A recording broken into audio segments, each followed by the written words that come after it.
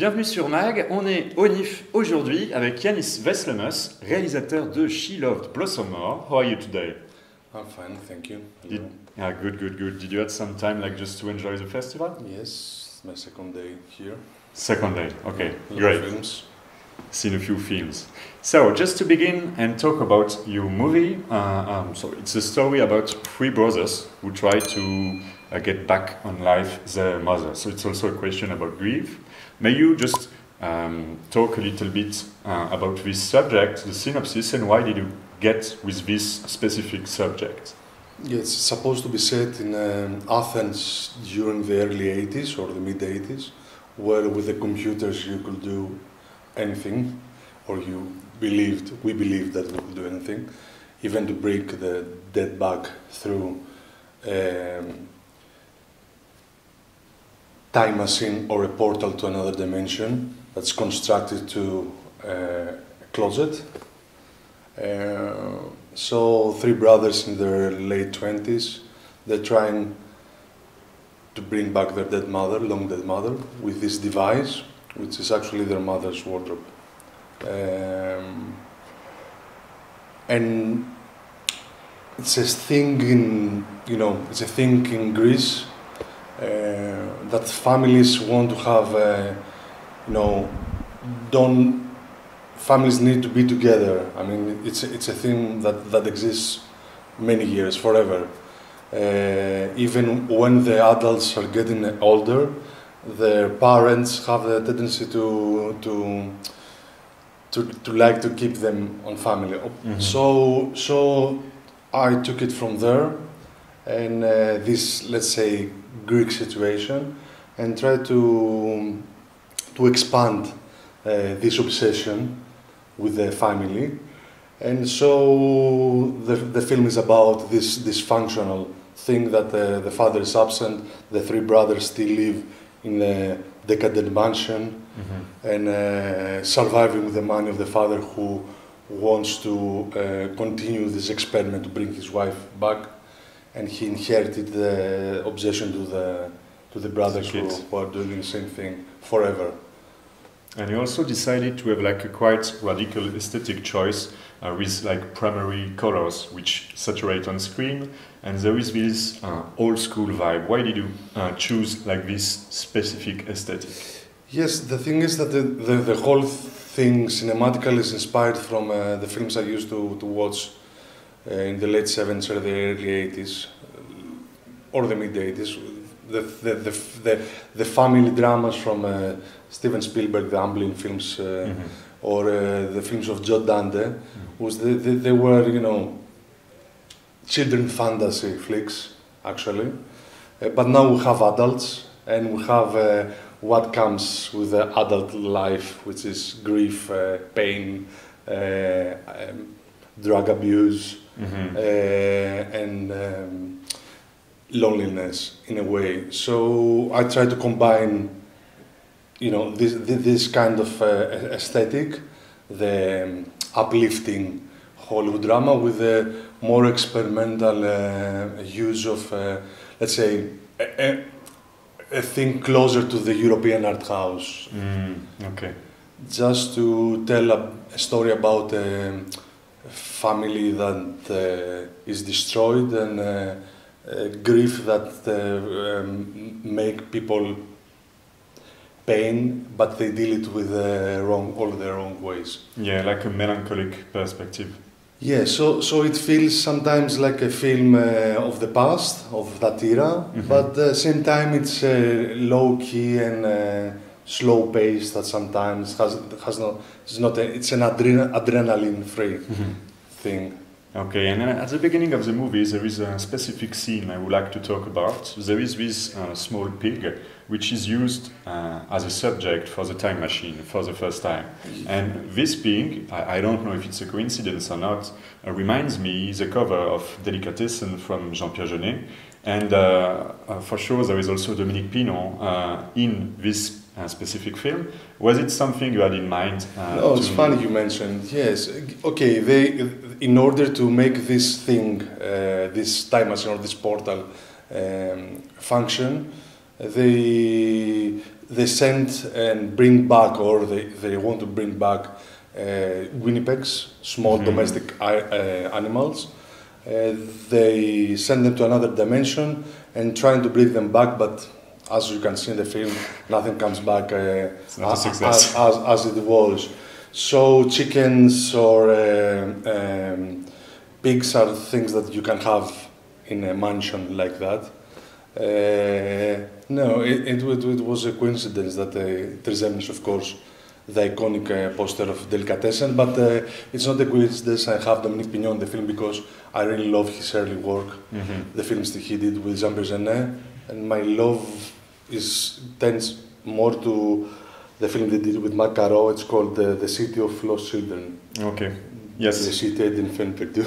Like 2 years ago, it was released in 4K in Strasbourg, and I had the occasion to talk with Jean-Pierre Genet. It was quite interesting. Because it's a film that was a flop, and nobody talks about it, but it's close to my heart. And there is a resemblance with the character in a way of Dominique Pignon, because there he plays a mad scientist that he inherits his problems to his kids, actually, by cloning them. Okay, another situation. And I love all other Dominique Pignon's films, like Diva or Jean Benex, or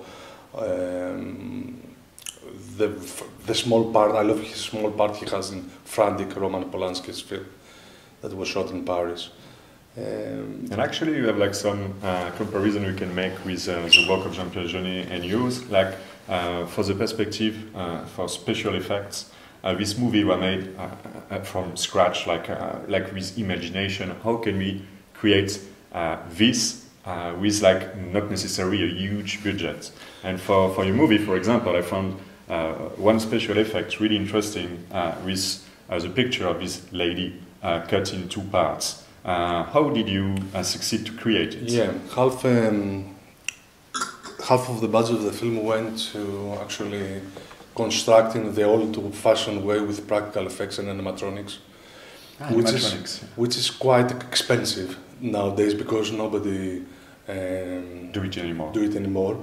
So we had a co-production with France, and we had a very talented French company called Atelier 69. We had a crew from Athens too, and 80% of this is practical effects. We're doing them during the shots, and 20% is VFX CGI stuff. But even the digital stuff, they were composed in a way to resemble photochemical effects of the past. So that gives you the, in my mind they feel more real, more consistent in the story, and yes, the Goblin Father towards the end of the film, or the separated double head of Samantha, one of the protagonists, are the most elaborate, the most difficult technical parts, yes, of the film. I love the animatronics, and in fantastic and film de genre movies, it's something which is still used. Like maybe 2 years ago there was Higo, maybe you know this one with a creature, which was animatronics, and it reminds me a sentence of an American journalist who said SFX, like numeric effects, feels fake but are real. Feels real but are fake, and it's the opposite with animatronics. Yes, because the other thing is algorithmic, as you say. Yeah, it's the thing is that they feel and they look outdated sometimes. But they put you in a process of filming them like real actors. You have puppeteers on the set. You have, you are very prepared for the shots, and you are going very deep into the interaction with the real actors. Yeah, and with also with a connection with like animatronics and actors. At some point, they were like crew members. Yeah, these 2 puppets, animatronic. I also would like to talk about your work as a composer, because you have been working as a musician to compose the music of the film, which I found very interesting to create a special abstract ambience. How did you do to create? Yeah, it started from the start. I'm making short films before the features from the late 90s. So I started composing music for my films, and then for my friends in the school, and then my friends got professionals and they wanted scores for their films, and I started making scores, and simultaneously I was releasing music in various European labels, more experimental dance stuff or electronic stuff in various labels as a musician. So I feel sometimes divided, not in two, a musician and director, but in three, because it's different to make music for yourself or for the dance floor, yes, or for be a contributor to another person's vision, which is making soundtracks. So in my films, I'm also divided. I mean, the filmmaker needs something else from the scene, and the composer needs something else sometimes. So it's a difficult process and long process. And here in this film, we had the luxury of to record the music as I wanted, with the real orchestra and stuff like that. So yes, it was for me, it's another protagonist in the movie. Okay, yeah, it's like working like quite well. And I also would like to talk about one specific aspect to conclude, like for technical point of view.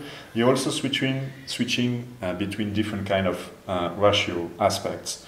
Sometimes it's also shot on film, and sometimes it's digital. Yeah, the aspect ratio is the same, actually. Yeah. Okay. The formats it's just differ. Yeah. I mean, we have used, we have shot most of it digitally, but with very old anamorphic lenses. Okay. From Kova Japan ones from the 60s, or Russian Loma ones from the 70s.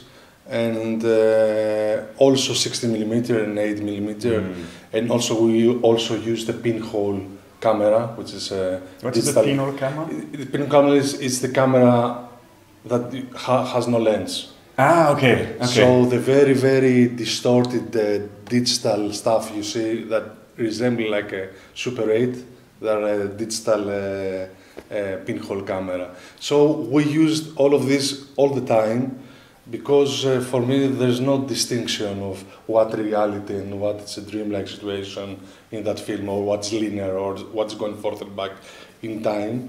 So this is let's say a lesson I took from the cinema of David Cronenberg, who doesn't distinguish all the time. Yes, all the time. I have various formats, but even from the beginning, I present them all in the scenes. And for me, it also makes me feel like as if when you're just thinking about someone to bring back to life, it's also the difficulty to recombine all the pieces of the puzzle, like with different kind of pictures we have in mind and in our memory. True, that's true, and of course it's a way to make, these are people that are consuming a lot of substances all the time. So it's from their point of view. Yes. There are people who have no moral compass. They are doing good things, they're doing mean things, they're mean to each other or mean to other people. I don't want to spoil. Yeah, different kind of cases. What they are doing. So, but it's all subjective. It's all from their point, or from the protagonist's point of view. And if he feels dizzy and hazy and out of space, I need something to, I need a technical tool to express it. So I don't want to talk too much about the movie, not to spoil, but thank you for all your answers and the time you gave me. Thank you. And so stay connected on Mag, and we will have like some other interviews soon. Ciao! Bye-bye.